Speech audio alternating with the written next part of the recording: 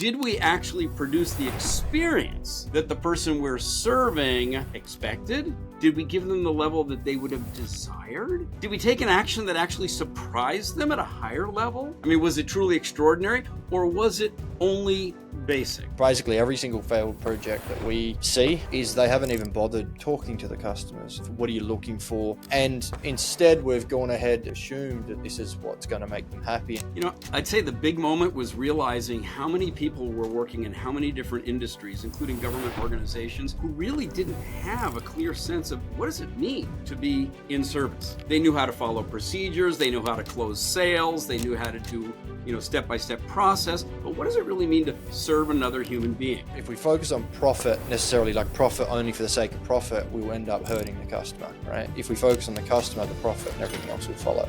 Your standard service level should be serving people the way they like it. That's customized, that's tailored, that's the desired level. It doesn't start with the action that you've been trained to take. It starts with who is the someone that you're serving, what do they value? Ron Kaufman is the CEO of Uplifting Service and a globally recognized expert in customer service excellence and organizational culture transformation. He's the author of the best-selling book, Uplifting Service, and is a sought-after keynote speaker and consultant. Join us for a conversation with Ron Kaufman.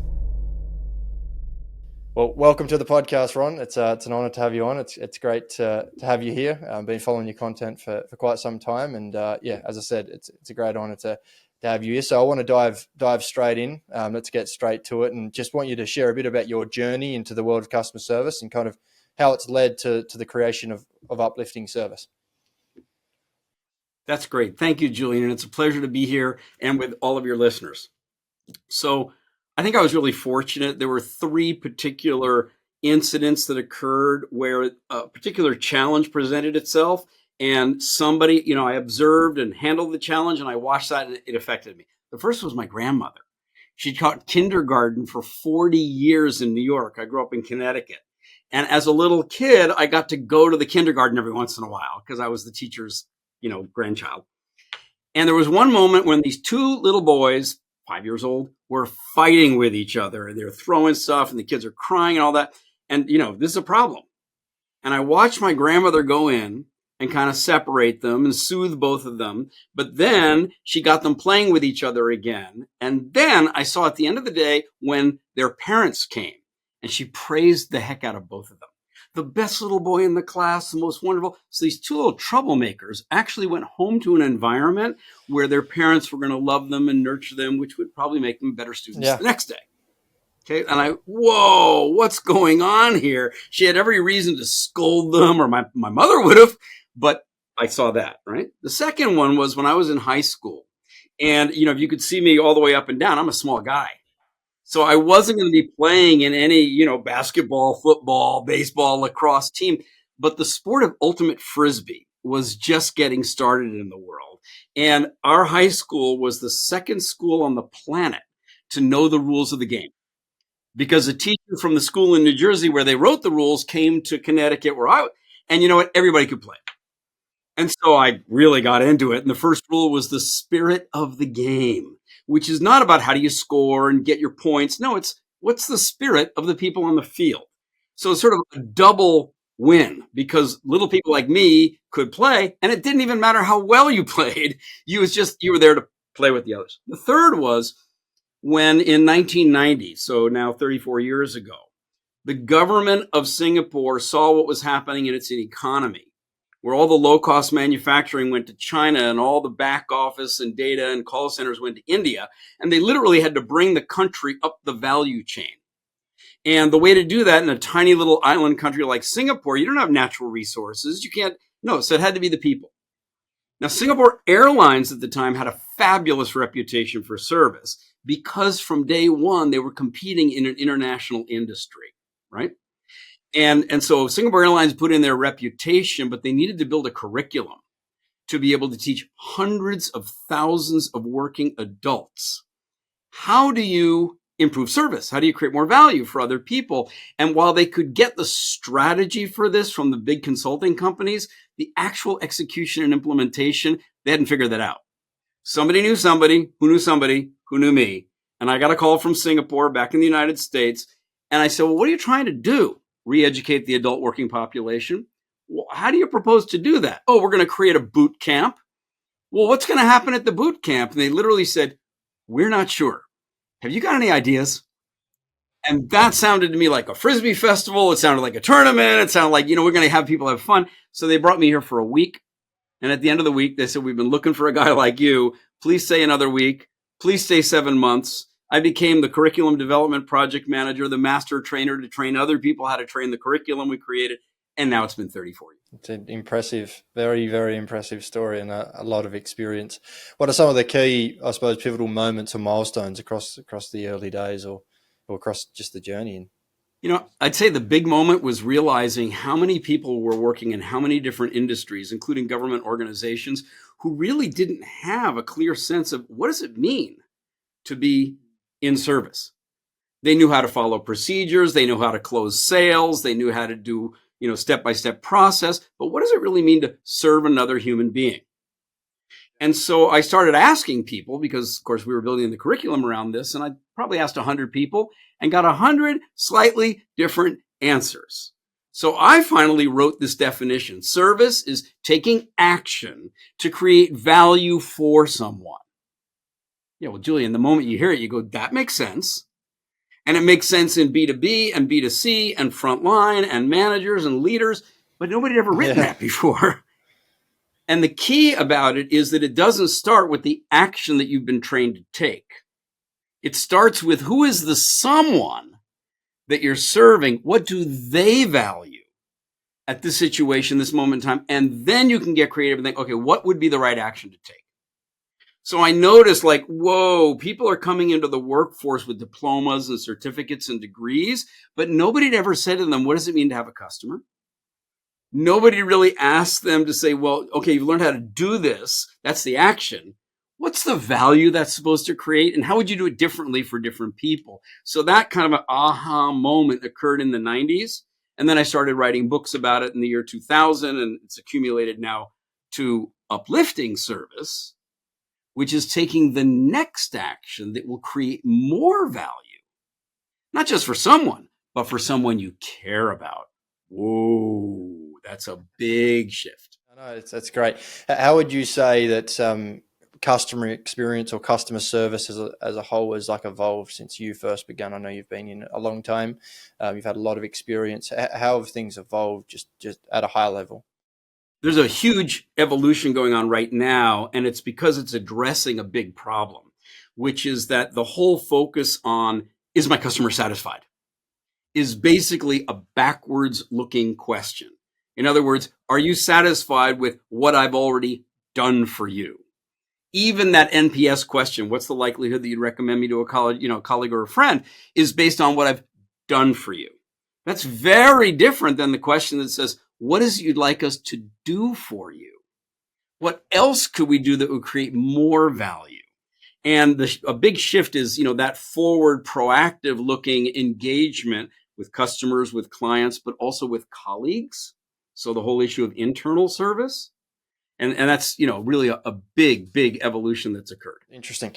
I would say, what are some of the biggest impacts? Just obviously we're focusing on your journey at the moment, but I know you've worked with Singapore Airlines is a big one that you talk about. And I fly the most out of anyone probably with Singapore, and I love Singapore Airlines. I think they're great, and Changi Airport is by far, in my opinion, the best airport in the world.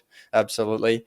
I think they've got some brilliant stuff that they continue to evolve. I just see that they are releasing passportless immigration in the next 6 months as well, and then they have got their digital. So when you go there and you need a help desk, you go up to the digital iPads and you just, within an instant, you're talking to someone. They know exactly where you are. They help you. They're very helpful. They're very kind. And, you very seldom get that anywhere else in the world. And so I have a bit of a link with it. And I'd love to understand kind of a bit of work you've done with them and kind of what you may see as like a large organization or massive organization, but they still would face challenges that even, smaller organizations would. So I'd like to get your thoughts on that.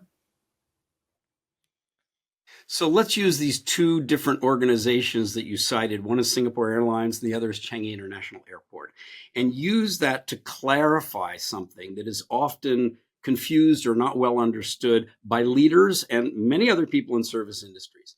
Singapore Airlines is one organization. And it has a certain complexity in terms of passengers and ground handling, checking people in, baggage, and then, of course, everything that happens with cabin crew up in the air and on the ground, and then the relationship that pilots have with their. But essentially, it's one organization doing the same thing over and over again. So their concern is to build a strong and sustainable culture of continuously improving service. Great. Changi International Airport has got more than 200 different employment organizations all operating under the same roof.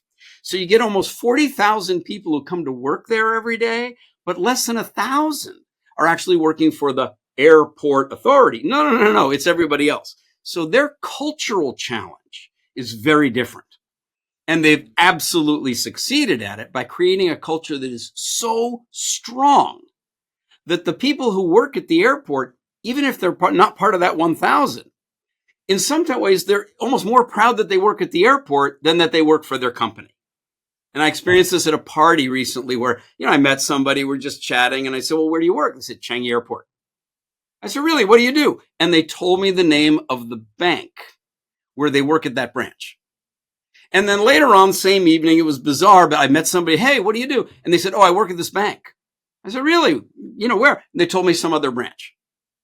So in other words, the bank employee was part of the Changi Airport culture. And that challenge for a lot of leaders today is not only within their own business, but they often want the culture to penetrate their suppliers, their distributors, their vendors, their resellers, so that that whole cultural umbrella is strong enough to affect everybody who's involved in service delivery. It's brilliant, and I appreciate you sharing that insight with us as well. I want to get a bit more into, I know you've got the 6 levels of service framework, and just understand that a bit more. Can you explain that to us, and how organizations can use that to evaluate and then improve their service? Yeah. So one of the challenges that companies have is, how do we get everybody inside of our organization to actually be thinking about what is it like to be served by us from the recipient's point of view? So it's not, did we meet our KPI or SLA, or, did we follow the procedure, do what we were supposed to do? Did we actually produce the experience that the person we're serving expected? Did we give them the level that they would have desired? Did we take an action that actually surprised them at a higher level? I mean, was it truly extraordinary, or was it only basic, like bare minimum? Or even worse than that, where we didn't even fulfill what it was that they needed. So the 6 levels of service there, which I just explained very, very briefly, is not about what did we think about what we did. It's no, what do they think about what we did? And so then you align people around what level do you want to achieve from your customer's experience point of view. The same holds true, Julian, inside an organization. So think about 2 departments that are working with each other. Let's take an obvious one like sales and finance.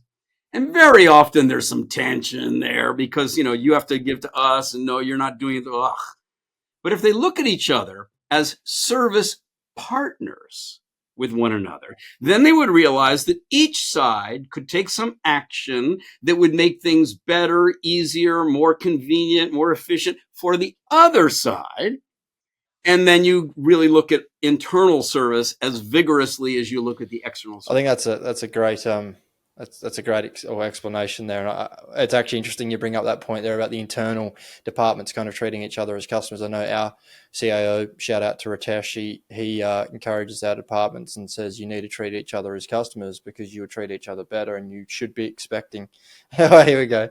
It was expecting, basically you'd be expecting a higher level of service, and you'd be holding each other to a higher level of accountability. So I'd be interested in, you clearly got some things to say about that. So, Julian, the use of the word internal customer, we try to disabuse everybody we meet, including your listeners right now. Because the moment you say, hey, wait a minute, I'm your internal customer, then you could get that recipient going, I'm the customer. It's your job to say, no. Inside an organization or within an ecosystem of suppliers or distributors, we are service partners. Service partners. To and for each other. Yep. right? And ultimately what you want to get to with customers is not loyalty like a metric of would you buy from us again or even recommend us, but are you so loyal that when you think of something else that we could do or should do or might do in the future, that you're the one who's going to come to us and go, hey, have you guys thought about this? Or did you know that your competitor is doing that? And so now, is that a customer or is that also a partner? Yeah, definitely. I think it's an interesting way to put it, and I appreciate you sharing that with us. It's a great way to think about it, and something I can see that obviously internally and externally having a big impact on how you think about those things. What are some practical steps companies can take? Like, I know it's criminal. Criminal is your lowest level of service, but and then you've got your basic. But let's say we're criminal or basic. But how do you go from that basic level of service through to that unbelievable level? Like, what are some practical steps organizations can take? So let's look at my definition of uplifting service. It doesn't say uplifting service is unbelievable. No. It says uplifting service is taking the next action to create more value or new value or different value for someone you care about. So if their experience of you right now is that you're just doing the basic, in other words, eventually I get what I want, but it wasn't a good experience. Maybe you were late, maybe you were incomplete, maybe your people were impolite, but eventually I got what I need. That's basic level. Well, if you can get the organization to step up just to the expected level, that's already an example of uplifting service. So now you're at industry standard, you're normal, everything is regular. But if you can then get your people to step up to serve people the way they like it, and not everybody likes it the same way, then you reach the level that I call desired. Well, once you know how somebody desires something, then you can get creative and think about, well, given that this guy, appreciates that, what else could we do that has not been promised, that has not been requested, that would be surprising? And then the unbelievable level is, the oh my gosh, right? But it's very important for leaders and everybody else in the organization to realize that unbelievable is exceptionally extraordinary. It should not be your standard. Your standard service level should be serving people the way they like it. That's customized, that's tailored, that's the desired level. The only organization I can think of off the top of my head that should be aiming for unbelievable all the time would be boutique wedding planners for the very rich, where every moment should be incredible. Absolutely. That's interesting. So understand you're moving up those levels, and obviously you're just looking for the next level of progress. And what are the common challenges like you see across the board, right? When people are trying to elevate, what are the top challenges and what are some tools we can use to overcome them? One of the biggest challenges, Julian, is that people don't realize that those aren't stairs or steps. It's an escalator going down. And the reason we say that is that if you do so unbelievable, it will be the first time you do it. Do it another time, it's not unbelievable anymore. It might be a nice surprise that you did it again. By the third time you're serving me the way I like it, pretty soon it becomes expected. And then it's just basic. So you can never be complacent. You've always got to be curious. You've got to be building a culture where people come to work and say, yeah, I'm here to take action. The purpose of my action is to create value, but the culture of our organization is always looking for what else can I do to make things better, easier, more valuable, more convenient, more unique, more exceptional for the person I serve. I totally agree. And I think it links a lot to innovation and always looking to, how can we be serving them better, and whether that involves technology or it doesn't, whatever it is, just as a culture in general. What are we doing to innovate? What are we doing to improve our delivery, right? What are we doing on a daily basis? It might be a micron movement forward, but you are at least moving forward rather than, stagnating and moving backwards. Let me tweak one thing you said, improve what we're doing. And I would say, no, what's important is improve the way what you're doing is being experienced. So that the focus is external rather than our own internal steps. Yeah, that makes sense. How crucial is leadership and executives? I know this from ourselves across the board with just working on things, and where we work externally with projects and clients, where obviously we're more focused on the technology side with kind of adapting that technology to drive that customer service and experience. But if you don't have buy-in from leadership or executives, we might as well, it's a waste of time. There's no point even trying. And so how important is leadership in fostering that culture of service excellence? And the way you asked the question, I would say, is correct in fostering the culture of continuous service improvement. Because if all you want to do is improve service performance in a particular situation, you can often go in, with training, and you can teach, and you can give people improved steps or process or tools, and you may need the supervisor to understand it. But if you want to build a culture in an organization, the entire leadership team has to align, this is important, and agree that it's going to take a priority. Now, building a culture is a lot more than improving service delivery. I'll just give you one example. There's a section of our architecture that we call 12 building blocks. So how do you be sure that the people you're recruiting, the fresh blood, the new people you're bringing in, are already attuned to the culture that you want to build? And then when you've hired them, how do you make sure that their onboarding experience is a personal experience for them of, oh my gosh, this culture really is like that? So those two building blocks, recruitment and orientation, those are 2 out of 12. But these 12 building blocks are occurring in all the different departments. And if you don't have the leadership team overall responsible for the organization who understands what it's going to take, understands that it's a long-term process, has taken the time to learn about it so they themselves can use the language and the tools. Otherwise, it's like, get the front line to do that. And then all you need is one leader to say one thing that's out of sync with that, and everybody knows, and then it travels through the whole organization, and you've wasted all that investment. Definitely. Why do you think it's important? I want to get your thoughts on this. Why do you think it's important to have that culture these days? And as we know, things are moving very quickly with technology, most importantly around AI, and that we'll get to that a bit later, etc. But things are moving so fast. Expectations are growing so fast. And this is one thing I see in not just me, but like you see in B2B especially.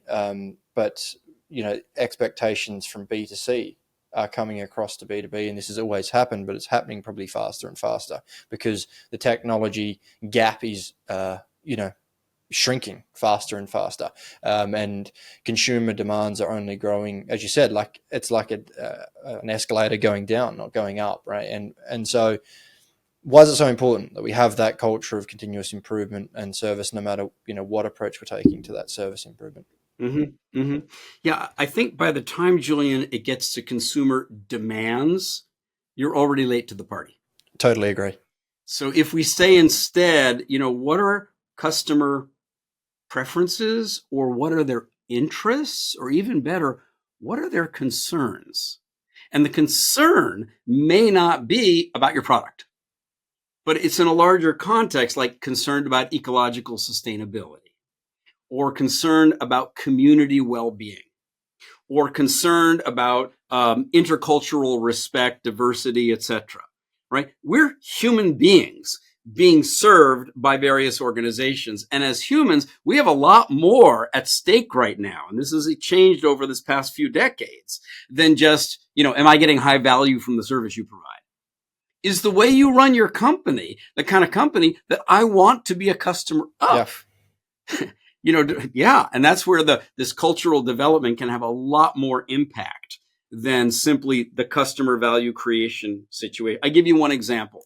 In Sri Lanka right now, we have a client organization who serves their B2B clients in the United States market. So you've got a lower cost environment, et cetera.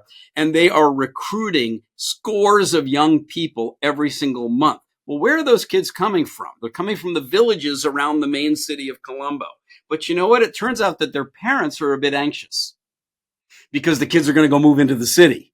Whereas if they stay in the village or the small town, the parents can have more. Well, this company, their name is Synergen, and they've done such a great job. They're ranked very highly by the organization called Great Place to Work.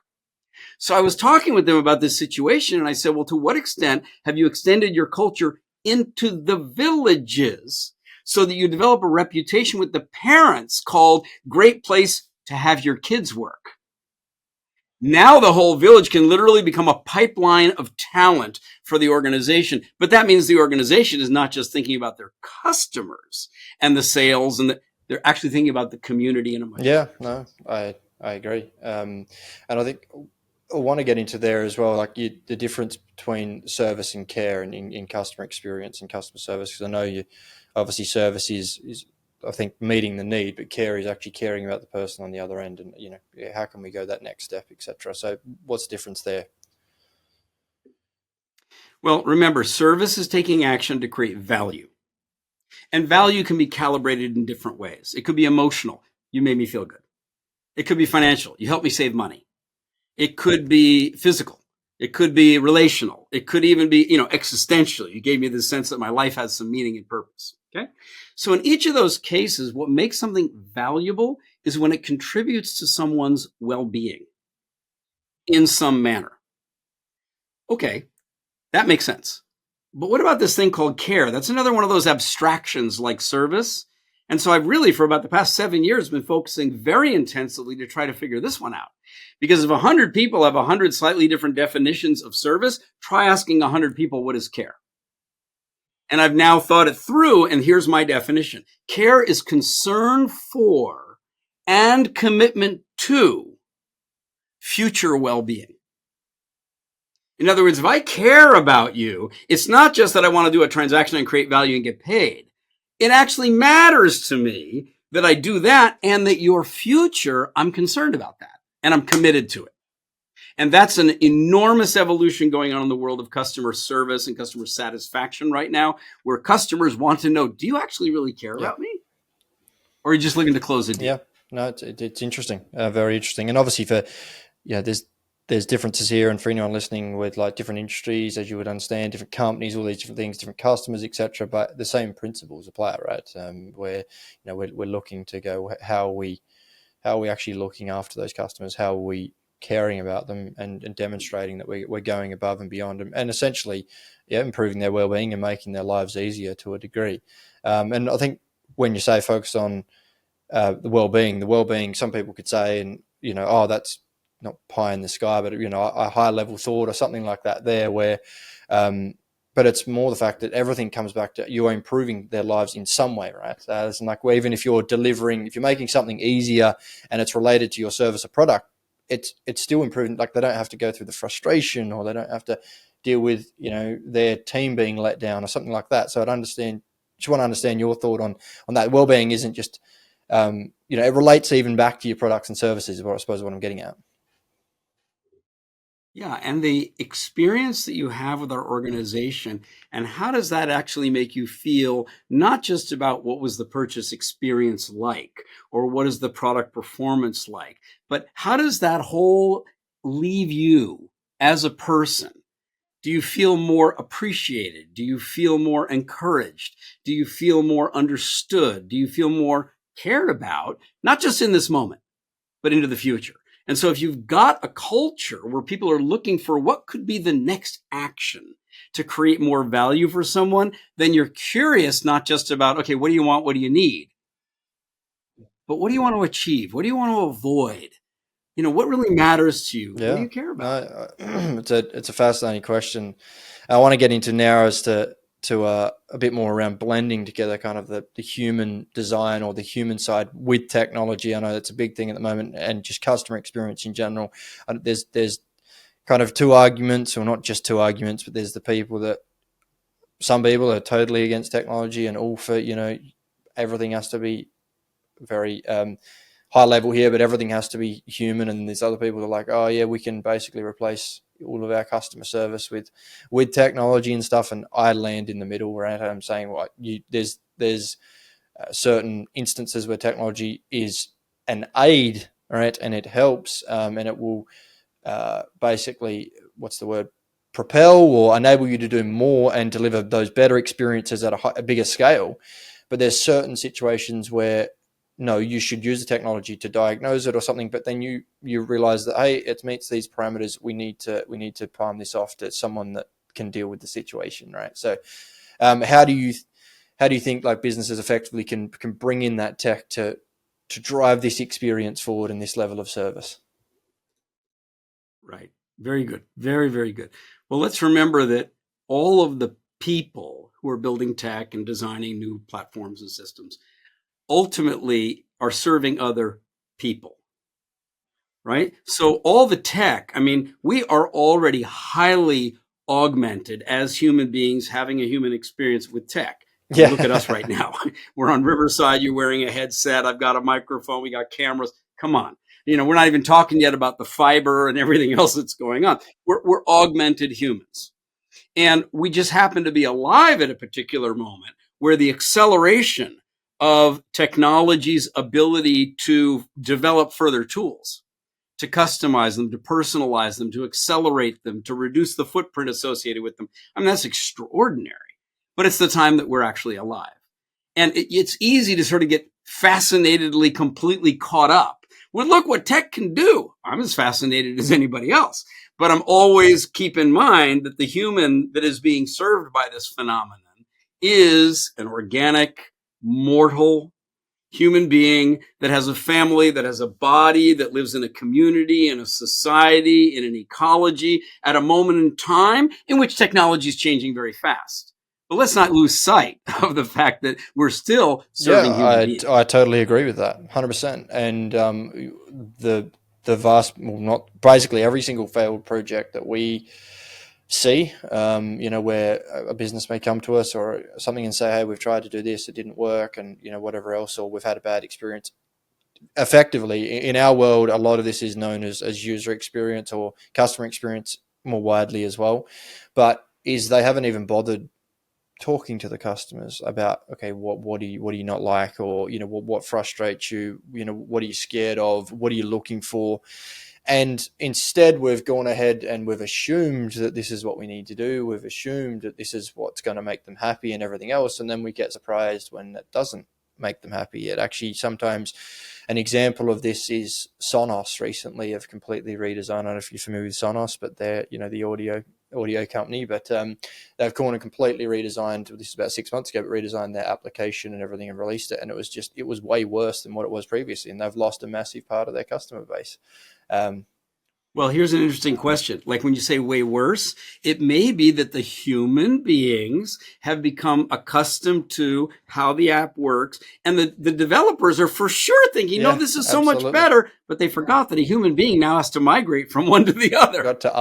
They forgot to ask their customer base, right? They forgot to ask their users and test it properly. And so I want to get some understanding of your point around that, where you have seen, I suppose, digital innovation that has driven successful results, and we can talk about the unsuccessful ones as well, like Sonos, etc. But one example we were talking about earlier that I've just had with the kind of our common ground with Singapore here is in Changi Airport. I think that they are an example of a massive organization that has utilized this kind of thing to not, and a pure example of it is that digital help desk where you walk up to a help desk that isn't manned, it doesn't have anyone there, but you tap a button and you talk to a human in seconds, right? And what it means is that person could probably talk to, in efficiency perspective, they could talk to way more people across the airport in all these different locations than having to physically be there. But it's an example of blending that technology and delivering it at scale that provides efficiency, but at the same time, you're like, wow, that was so awesome and so quick. Yeah. Like you said on the app, they know where you are. They, even to the point, like they know what you've already tried to do that it didn't work. Yeah. So, here's an industry everybody would be familiar with, which is banking. So you may recall back in the old days when ATMs were introduced, automated teller machines, so you didn't have to go into the branch. And, there was an adjustment period there, like, oh, hold on a second. I'm just, where's the person I'm talking to? And, you get some older people who are going, I'm not comfortable with that. I want to talk to somebody and have them, stamp my passbook. To go way back in time. And now ATMs have just become absolutely normal. But when you ask somebody who's, let's say, a bit more senior, just to use a customer example, a segment example, to move to completely online banking using the bank's app, excuse me, that may not be a smooth transition. So that's where the human becomes really important. One of the key places is that if you invest in having the humans who will right there, be there with that customer, show them how, essentially hold their hand while they're doing it and give them the encouragement. So you've got some young sprite person who's going, oh, here, let me help you with that. Yeah, you can do this. Okay, do it. Good. That's right. Now just swipe. Swipe it the other way. Yes, that's how it works. And by the time the person's finished the transaction, you've been literally handheld. A tech can't do that. A human will do that because the human will also provide the emotional encouragement that helps that migration occur for that particular customer segment. It's interesting. I would like to, just on that specific point, I'd like to get your thoughts on, obviously, there's more and more of my generation and younger coming through that are more becoming mainstream, especially even this is big in B2B that I don't see a lot of people talking about, the fact that they are still, a large portion of senior B2B, either executives or people in senior positions did not grow up with technology is the way I would describe it, right?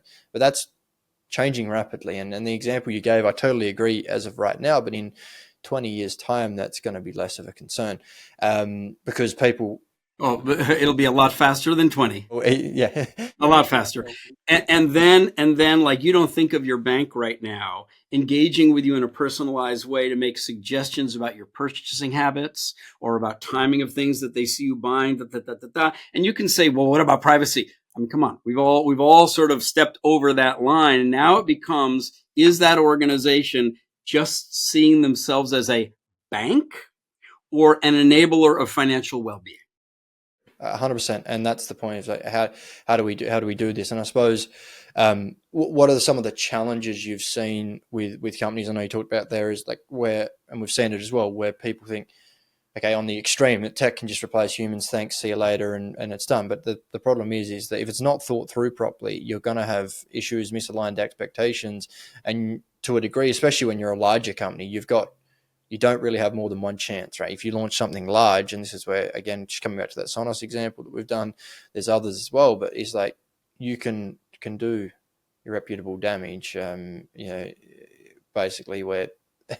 So what are your thoughts on that with how people avoid over automating or over bringing in technology too much, I suppose? Yeah. And the answer is always going to be, who is it you're serving? What is it that they're afraid of? What is it that gets them anxious? What is it they want to be sure to avoid? What risks do they not want to take? Okay. And then what is it they do want to achieve? What is it that matters to them? What is it that they appreciate? What are their goals? What is it that they want? And the design that way. Whereas too often the tech designers are looking for fewer steps, higher efficiency, higher speed, more predictability. None of that is wrong, but you've got to design that interface for the actual user so that it appeals to them. I totally agree. And like experience design, basically, where absolutely. And the biggest fundamental to this, and we say this as well to all clients, and, sound like a broken record, but if you're not talking to users, if you're not talking to customers, that's where the problems are. That's where you're going to find the problems, or where they're going to arise from, right? Because we can go ahead and we can assume this, we can assume that.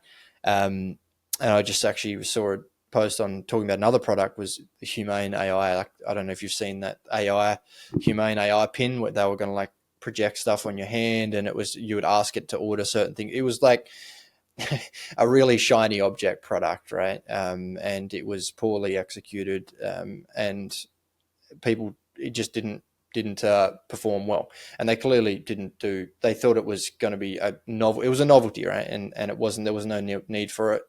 And actually, I think it was yesterday there was a report that they were actually getting more returns every day than selling. How much they were selling, so they were actually going backwards. So, yeah. And the biggest thing, and there was just the reason I bring it up is there was conversations about. Why aren't we testing things? Like, why aren't we validating these things with customers, speaking to customers? Where's the research at? And it seems to me, and what you're saying as well, like a lot of this comes back from not just like reactive to this, because you talk about the MPS and all that kind of thing where we look backwards, but it's not really helpful, right? We need to be looking forwards proactively and saying, what can we do? What can we fix? How can we help? Rather than, how could we help? And then rather than, did we do good? It's like, well, it's too late now, right? So, no, have you seen any, like in your work, where, like, obviously you've done some work with some large organizations, but where specific things with where you have like worked on any of these tech projects, etc., just with or integrating things? I'd be interested in any stories you have around that. So let me give you an example. In fact, it's one of the companies you asked me about. I won't mention their name because they're really big, but it was a situation where this global organization invited us to come in and help create a better experience at what they call the last mile. So the last mile is long after development, long after the sales positioning, the pricing, the marketing, and actually closing. It's like the last mile where we're actually delivering the product. And because it was a technical product, that meant that the customer needed to do the download, the activate, the security clearance, learn how to migrate from a previous version or from some other company's tool, get the database up, and all of that kind of stuff. And we worked with them on that last mile and came up with a lot of improvements. The customers or the partners, when it was B2B for distribution, were saying this is a much better experience. And lots and lots and lots of situations were popping up, all of which were generated further upstream. And so here were these people down in the last mile going, oh my gosh, we got to get the developers to know about this. Or hold on a second, the way distribution is working, we got to fix it upstream before we're down here trying to correct the problem. And so we go to work with the organization. We literally got all the way up to one step from the global CEO of a very large tech company. And his response, he's no longer the CEO of the company, by the way. His response was, why do I really need to improve my service? Is it going to make me any more money?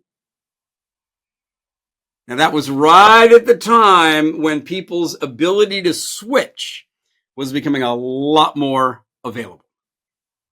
And that kind of a change, would trigger people to now realize, hold on a second. We could lose our customers here if they get an alternative. That's the issue about loyalty today. Loyalty is not like, oh, well, I'm never going to leave you. No, I could leave you tomorrow. Very different. Remember the old phrase, a satisfied customer is a loyal customer? Yeah. No, very, very interesting. I'd love to touch off on, kind of get a bit more of your thoughts around AI. It's all hype at the moment. And again, specifically, you've got those that say it's completely overhyped, it's useless. And you got others that say, we're going to have no humans around in the next 10 years, whatever. Again, somewhere in the middle around the fact that I think when it's deployed in the right way, it's deployed in the right use cases, it is incredibly powerful. But again, should be an enabler, right? I think that's kind of the word that we've discussed already today as well. But propelling or pushing, helping us get more done in less time, right? That's how I'd and done better. Absolutely, I agree, and that's how I define innovation. It helps us get more done in less time, but better, right? And otherwise, and easier, right? And so with AI, what are your thoughts on it? Just overall, let's start there. What are your thoughts on it with customer service, customer experience? Yeah. So let me give an example. Okay. The number of years from when the Wright brothers airplane took off for 10 seconds and when humans landed on the moon and got back safely was 66 years. Okay. It's a lot of development over 66 years, right? So, we're in a situation now when obviously the pace of change is much, much, much faster. But the reality is AI right now is like as bad as it's going to be. It can continue and get better and get better and get better and get better. Now, the tech side of that can just, fly. But back to the fact that human beings are the ones who are going to need to actually engage with it and work with it. So I'll give you an example. At my age, I'm always interested in my health. I do a lot to take care of it, the way I eat, the way I sleep, the way I exercise. But it would be a good idea for me to go get a complete top to bottom check. And maybe I should do that every year, like at the baseline. And the reason that I'm hesitating is I've done these before, and it's just such a pain in the neck to go in there, and then you wait over here and over there.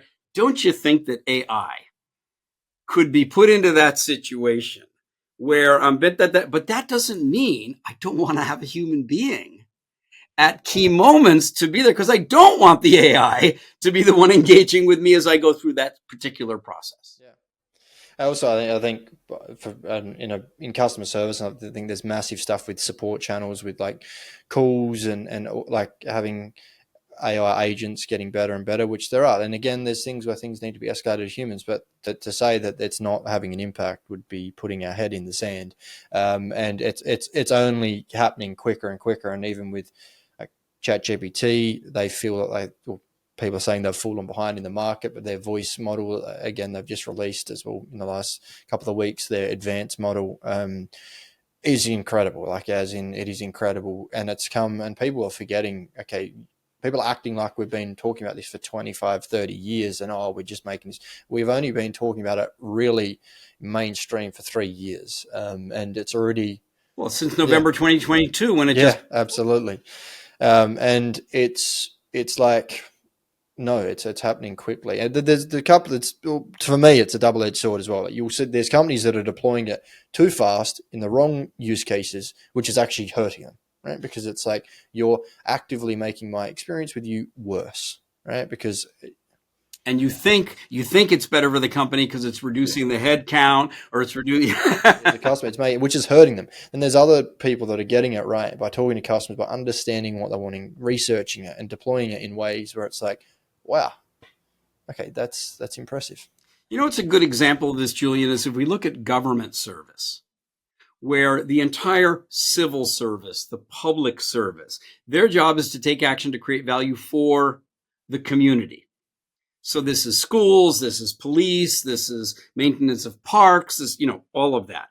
And what do you really want with the community? Just to execute and deliver more efficiently? No, you want to create the kind of experience where every single person in that community feels an increased desire for themselves to contribute to the well-being of the community. Woo! So service is never, and I don't think any longer, is going to be one way.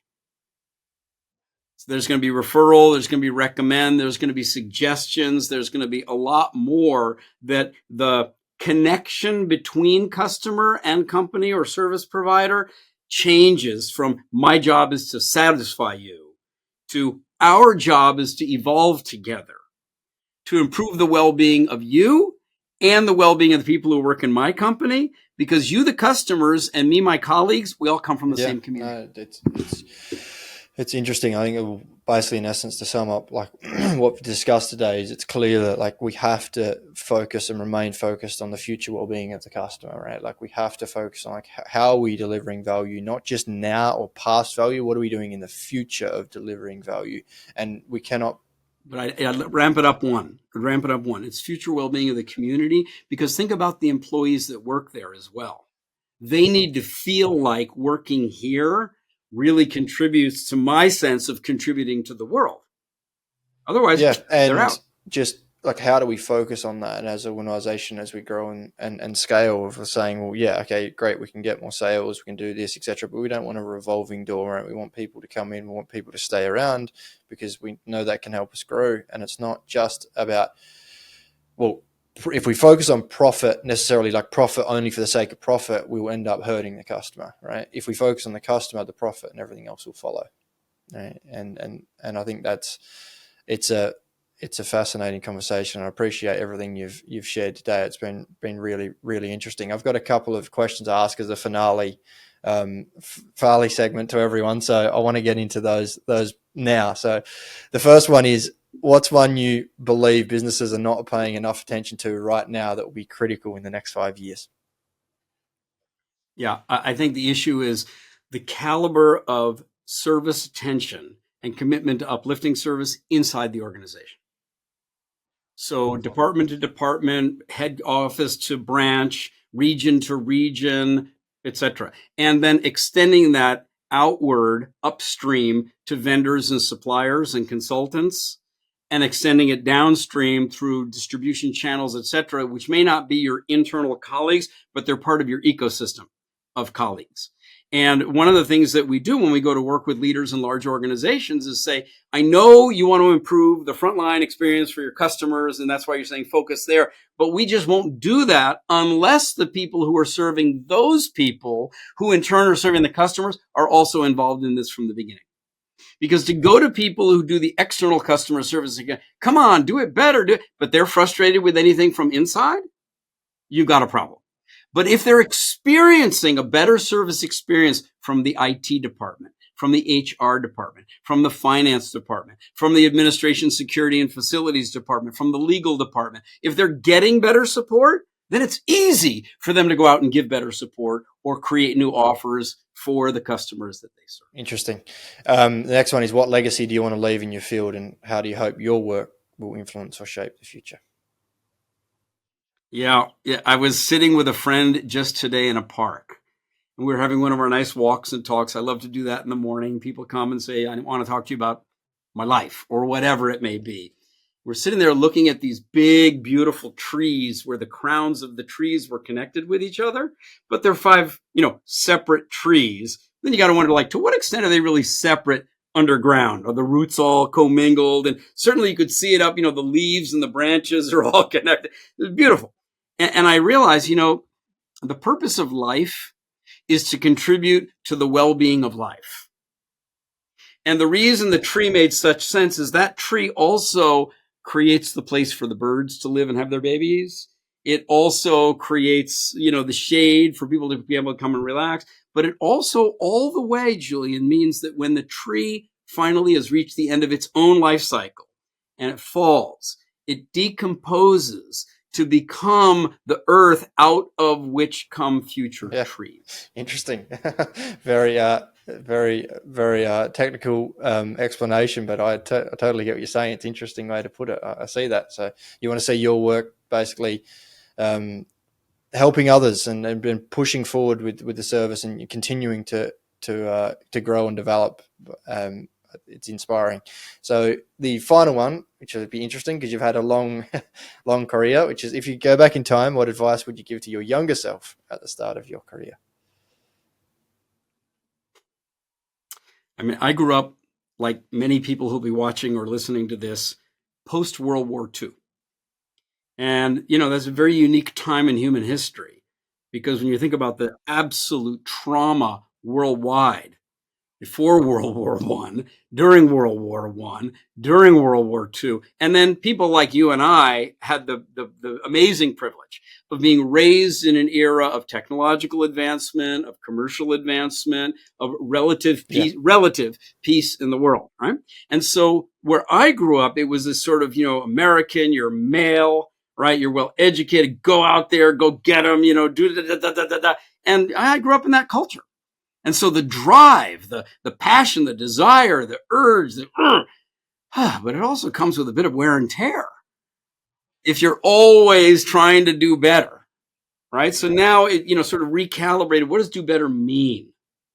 If it means that what you've done is for others, that they are better off, that's what counts. Not that whatever way you're counting whether or not you're doing better, that's not what counts. Interesting. Great advice. I think it's brilliant advice. So I want to thank you again for coming on the podcast and sharing your experience and your advice and thoughts. It's been a really awesome episode. I've learned a lot, and I'm sure everyone listening has as well.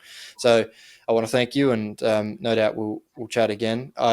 Anyone that's listening, absolutely. Anyone that's listening, that we've got a lot of resources over at in Intuji.com and the Learning Center, so you can check it out there. You can check out Ron's stuff on YouTube, on LinkedIn. He's got a lot of great stuff as well, so feel free to check him out at his links as well. And let us know if you've got any other guest suggestions, any suggestions for the podcast overall. Super. And thanks again, Ron, and we'll keep in touch. Very welcome, Julian. Thank you for the invitation. Best to all of your listeners and viewers. Look forward to seeing you again.